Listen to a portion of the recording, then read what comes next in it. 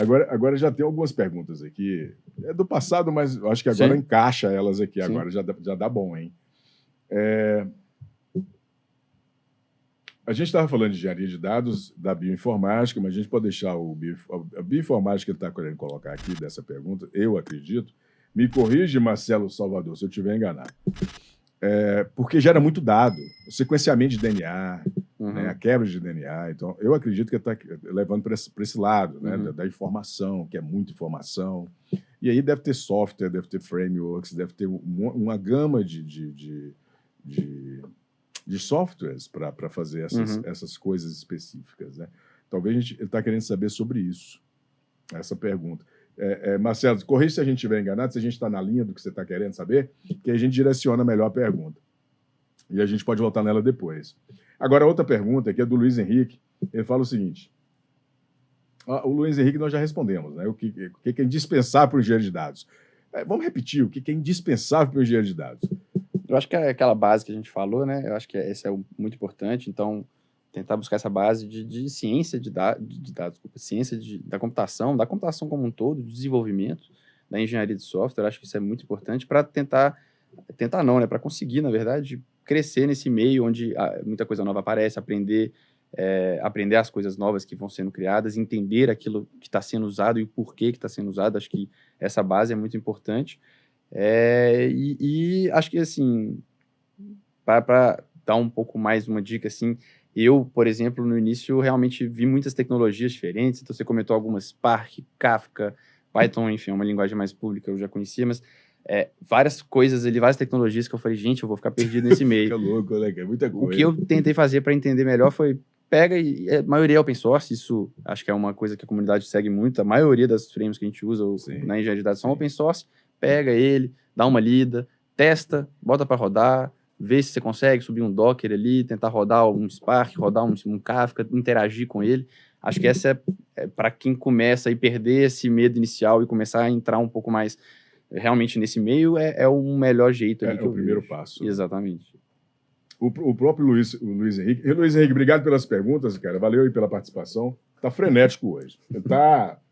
Ele fez outra pergunta. Quais stacks você usa no dia a dia? Né? Quais são as stacks que estão sendo usadas? A gente pode abordar as tecnologias que você está usando. Sim. E ele pergunta para comentar algum projeto, alguma coisa que está sendo feita. Eu sei que está lá no final das perguntas, e já que ele perguntou, vamos falar, a gente repete, não tem problema, já que já está na linha do time aí, sem problema nenhum. E a gente já abordou a história de engenharia de dados, já quebramos em sub áreas, né? Isso, pode falar sobre áreas. Exatamente. Eu acho que para engenheiro de dados hoje, pensando em stack, né, tem várias possíveis. Tem umas que a gente vê que o mercado ele tem uma tendência muito forte a usar junto, umas ferramentas ali, enfim. Mas por exemplo, para processamento de dados, a gente teve o Hadoop, né, com o MapReduce, que veio. Hoje, ele apresentou problemas, pode ser que a gente aprofunde um pouco mais, mas vou falar mais por alto nível inicialmente. O Spark veio hoje, o Spark é muito forte. A gente tem outros frameworks, então, o Flink, tem outras plataformas também. Então, que legal, você conhece o Flink também? Já, mas foi mais isso, eu nunca trabalhei com ele, eu já fiz coisas mais para testar, só que ele tem um use case um pouco diferente, algumas pessoas usam especificamente para streaming, e, por exemplo, Spark para batch processing, são dois tipos de processamento diferentes. A gente tem, por exemplo, a cloud hoje é um ambiente muito... A engenharia de dados utiliza muito, né? Ela demanda muito, porque como é muito grande, é muito volume, é muito processamento, você tem um cluster seu, você tem um storage gigantesco seu, hoje em dia não é tão mais sustentável, então a gente tem muito ali na Azure, tanto no Google Cloud quanto na AWS, né, os storages ali que cada um tem. Ô, Thomas, mas será que antigamente eles tinham que armazenar em algum lugar, né? Hoje nós temos tudo isso ao nosso favor. Exatamente. Né? Hoje fantástico, né? Fantástico isso. Mais fácil, diria assim. Tá mais flexível. Exatamente. Ficou fantástico. Eu sou fã de alguns desses aí que você falou. Talvez da S3 da AWS, realmente, o bucket deles ficou surreal. É muito bom surreal. Mesmo. E eu acho que não tem como fugir ainda de banco de dados. Assim, o engenheiro de dados ele é muito próximo do banco de dados ainda. Então, o SQL, o dia a dia ali, é muito forte isso. O NoSQL também está muito... Lá também está crescendo bastante. Cresce demais. Já tem um tempo que já está crescendo, já está grande. Já está enorme, né? Tem banco de dados para tudo. Né? Hoje, banco de dados você tem para tudo. Né? banco colunar, NoSQL, de séries. Cluster de banco. Cluster de banco, banco de séries temporais. Sim. Vocês trabalham muito com isso, né? Eu, pessoalmente, não. Não, né? Você só prepara o dado. Tô ligado. Tem outra pergunta aqui do Luiz. A galera que, se ficou faltando alguma coisa na pergunta, repete novamente que a gente volta na pergunta. Sim. Agora, o Luiz Figueiredo perguntou o seguinte, ó, sendo plataforma de dados NB pública, ele colocou entre aspas Airflow, Atlas, Hive, Spark, Superset, Trino. Onde o Go seria aplicado nessa brincadeira aí? Desses todos aí, a maioria Java e Python. Então, assim, acho que, igual a gente comentou, né? Não tem lib, né? Não tem as libs. É. Tem que desenvolver as libs. Comunidade de Go, vamos desenvolver as libs. Eu sei que eu também faço parte da comunidade, já vou pôr a mão na massa, pôr a bunda na cadeira, mas não temos todas as libs. Ainda não. Né? Acho que infelizmente. Go ainda não entra muito nesse meio, assim, acho que... O Luiz Figueiredo, então, vai ficar triste, né? Desculpa, Luiz. Sério mesmo. Não temos todas as libs ainda, mas eu tenho fé. A gente tem que ter braço para a gente desenvolver, né? Vai que, né? Mas a linguagem script, para muita coisa de dado, linguagens scripts ainda são muito poderosas para isso, né? Muito flexível. Eu acho que é muito prático, né? Acho que essa prático, palavra é prático usar. Curva de aprendizado. Exatamente. O tempo que já está sendo feito. Talvez não tenha aquela dimensão que a gente tem em back-end de estar um alto desempenho, né? Para consumir pouca CPU, pouca memória, etc, etc, Exatamente. Ou seja, é um trabalho que você tem um time. Você tem uma janela de tempo favorável àquela tecnologia. Não é real time, não é o stream real time que você quer. É isso? Você está entendendo? Então, por favor, pode... Eu concordo. Eu acho que eu tenho uma opinião em questão de, por exemplo, do porquê que o Python é tão famoso nesse meio de dados. Por favor, estou curioso para saber. Mas é uma opinião minha, tá? Não, assim, não sem vou problema, falar. porque o cara que fez o Python já tinha desistido do Python. Você viu isso? Eu já vi. Não, nada contra, tá? Por favor, a galera do Python é só brincadeira. Eu gosto, pessoalmente, bastante de Python, mas tenho muitas coisas também que acho que podiam melhorar. Eu acho que o Python em si, ele tem, assim, um ponto a gente falou muito de performance, mas assim, quando a gente pensa, por exemplo, no processamento de terabytes, petabytes de dados, a performance ela é importante, mas ela é importante meio que num quesito back-end. Ela não vai ser, tipo, o Python vai atrasar ali seu script alguns minutos, mas sua pipeline vai demorar horas, vai demorar muitos minutos. Então, assim, não é um impacto significativo. E a segunda parte, que você comentou muito bem, a curva de aprendizado de uma linguagem de script. Eu não digo de usar de Python de uma forma muito robusta, mas usar Python para interagir com esses frameworks é muito menor. Então, a gente tinha um meio novo crescendo, onde as pessoas vinham da engenharia de software e elas estavam vendo um meio novo, com tecnologias muito novas, muito diferentes aparecendo. Se você bota mais um dificultador, que seria uma linguagem muito complexa, uma coisa muito difícil de interagir, ia ser mais difícil trazer essas pessoas ainda mais para esse meio. Então, acho que o Python ele casou muito bem nesse ponto. Foi uma linguagem mais simples de aprender, muito divulgada aí, tem muito curso, muita pessoa usando, então na internet você acha muita coisa, e que a performance em si é realmente um ponto, mas ela não vai trazer uma perda significativa no que você faz no dia a dia. Então, acho que é isso tudo. Perfeito, mas o Thales Link,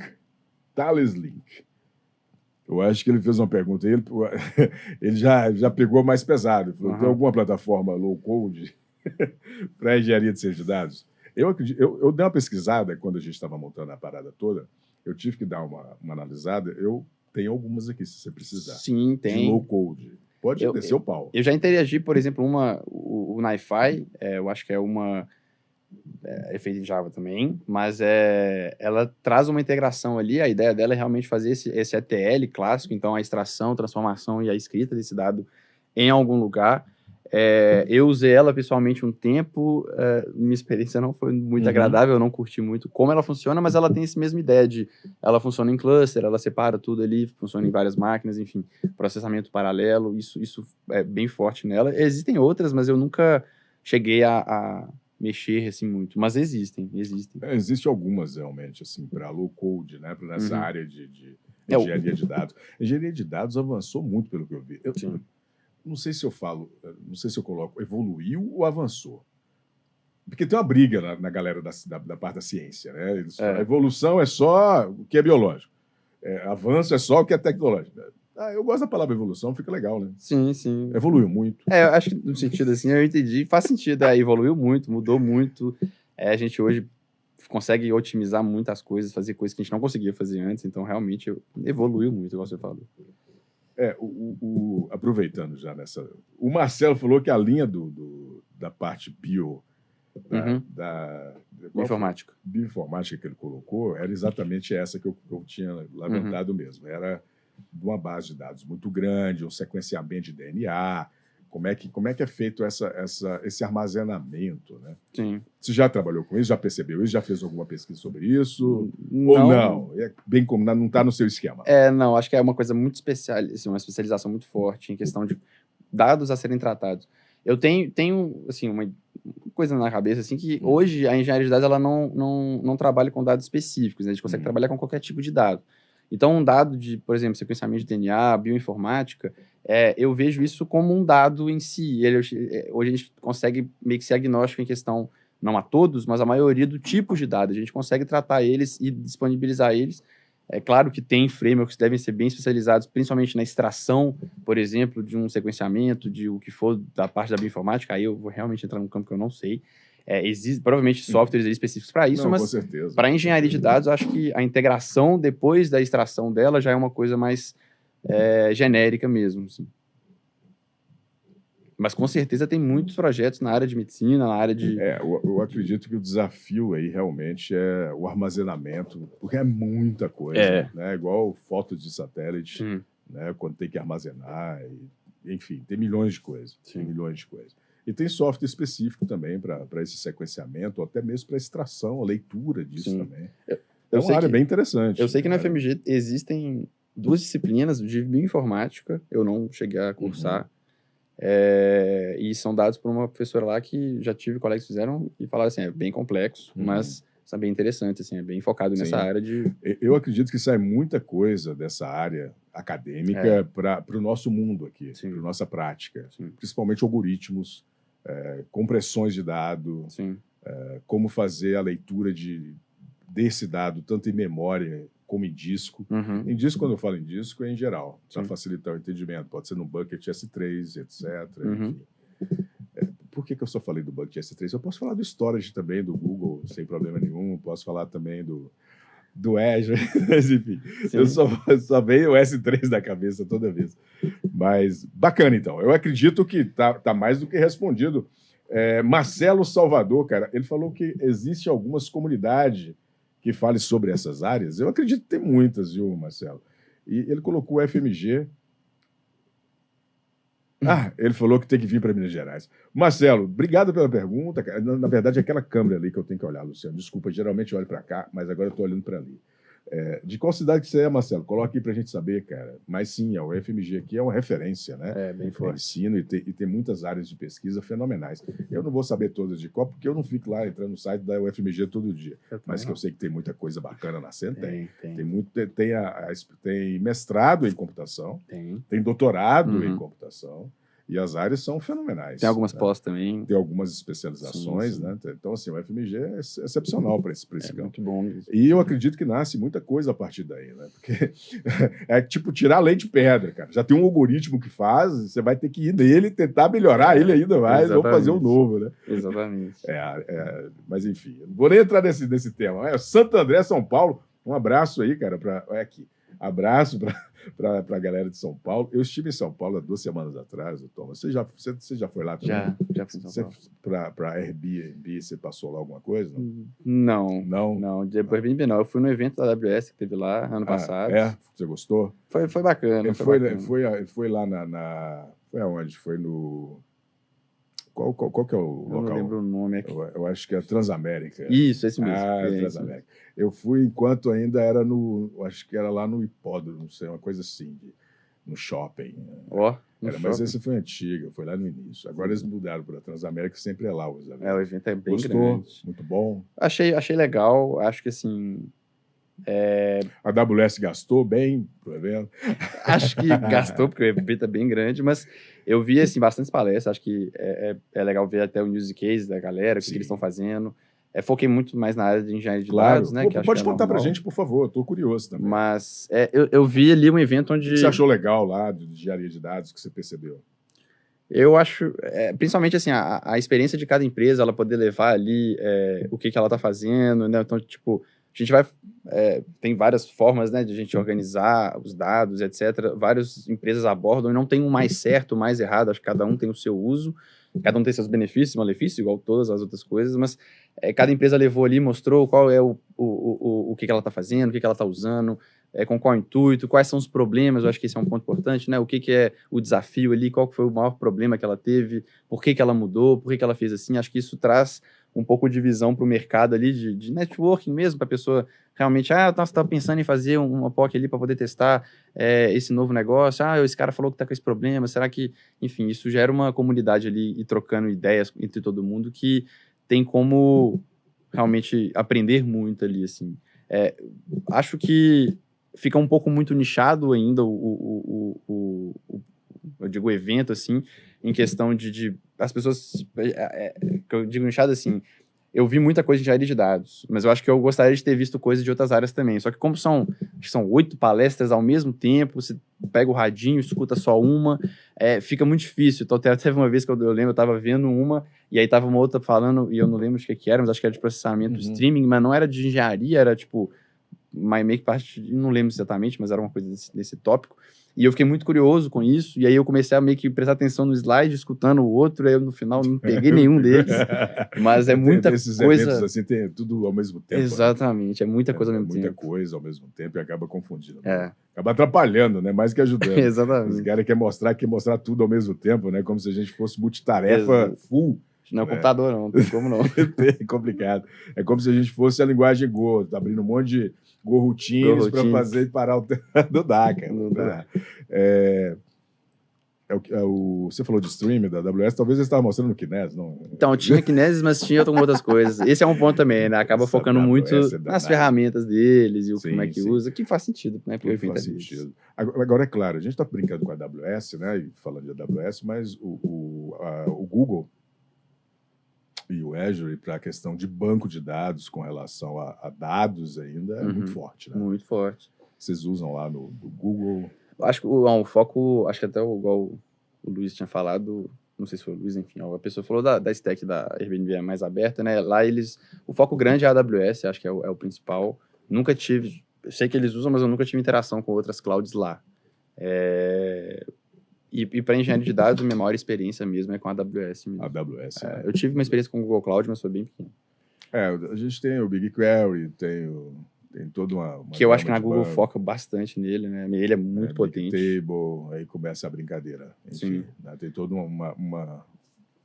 um ferramental, né? Um ecossistema para isso. Exatamente. E tem até curso de engenharia de dados, eu acho que eu vou colocar aí também na descrição, lá do Google, gratuito, né? De engenharia de dados, não é isso? Tem. Bem bacana, né? Bem legal. São bem... Para quem quer iniciar e ter uma visão macro de tudo, acho que ali é um bom pontapé de tudo. Né? Lá tem curso, eu conheço alguns outros lugares, mas assim, eu cheguei a fazer um curso da Google há mais tempo, quando eu entrei no meu primeiro emprego de engenharia de dados.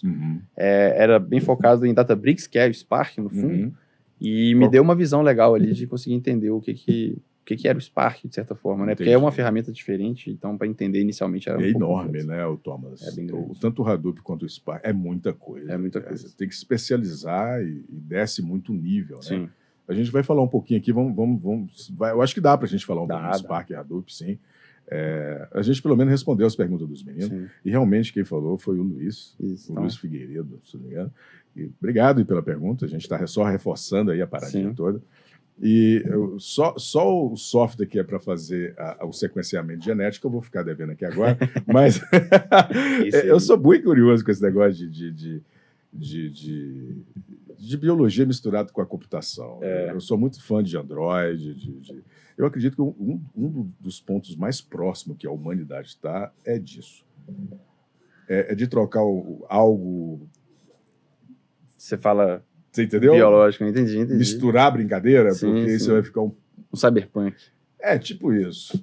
Estragou e você já vai misturando a É. eletrônica, vai chegar nesse... Sim. Tem uma área muito Não, forte, não né? o Android que a gente vê, mas uma coisa mais, entendeu? Sim, tem uma área que acho que até eu conheço pessoas que pesquisaram isso na UFMG, que é de microcomputação, enfim, alguma coisa assim, que é a parte mesmo, tipo de mini robozinhos, mini robótica, assim, que acho que vai crescer muito aí, vai ter um cross bem forte, como você falou. Eu acredito que vai chegar, eu acho que Sim. está bem próximo.